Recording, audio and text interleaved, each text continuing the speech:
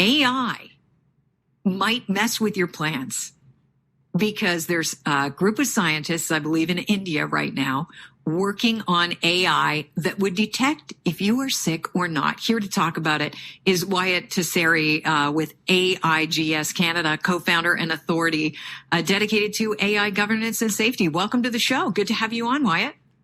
Thanks so much. Thanks for having me on.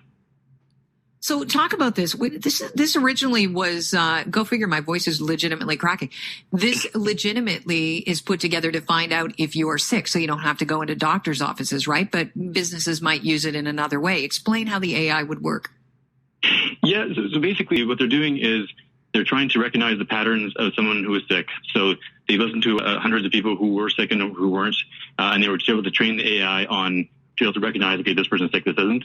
So it's still very much experimental. Like right now, they're only about 70% accurate.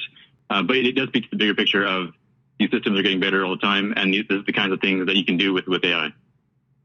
Yeah, I was thinking about it. You know, one of the things that I heard is that they're going to have to, part of the study is you have to read an Aesop fable.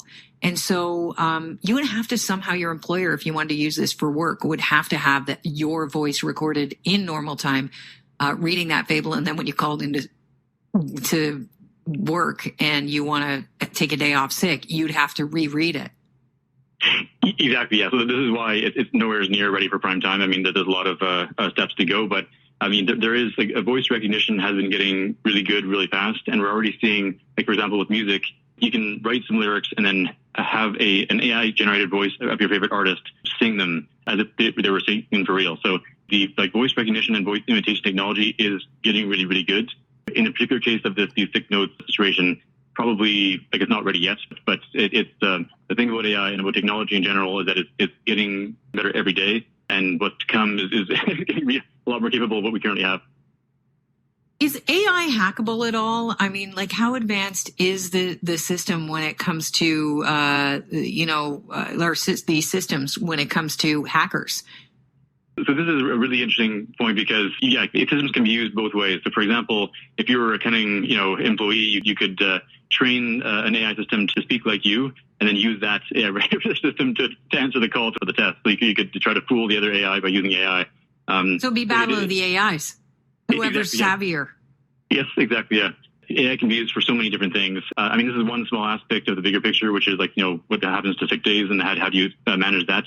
What we're concerned around on our end is, so what kind of world do we want to create with these technologies? Because obviously, it's going to impact not just sick days, but also, job situation, the democracy, misinformation piece. There's a bunch of ways in which these systems can be used for good and bad. And because they're being developed so fast, we're really not ready for what's to come in the coming years. What we're really hoping is to get that conversation started as to, okay, so what are the ground rules around using AI? How do we make sure that they're used for things we want and not for others, and help society catch up and preempt what's coming?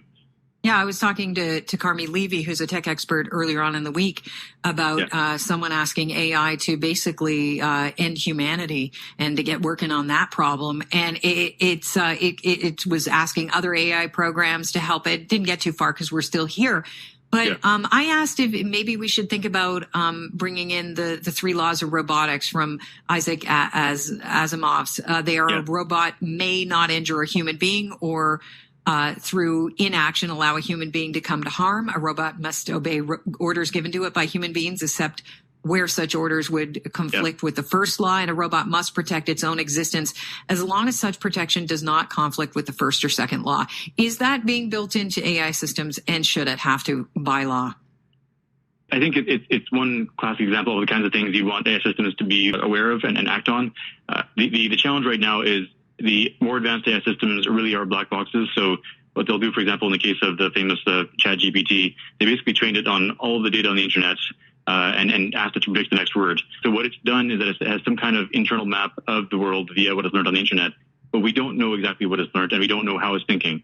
So it can write some pretty impressive essays and do a bunch of fancy stuff, but we don't know exactly how it's doing it. And so, for one, yes, we do need to make sure that we know what rules we want it to follow. But the second piece is the technical safety piece, which is how do we make sure these systems are understanding those rules in the way we want them to, and are not going to find really smart ways to get around them. All right. Well, a lot of questions left unanswered, but that's coming. Wyatt, thank you very much for joining us. Really appreciate your time today. Well, thank you. Appreciate it. Yeah. Have a great day. Wyatt Tessari is with AIGS Canada, co-founder, an authority dedicated to AI governance and safety.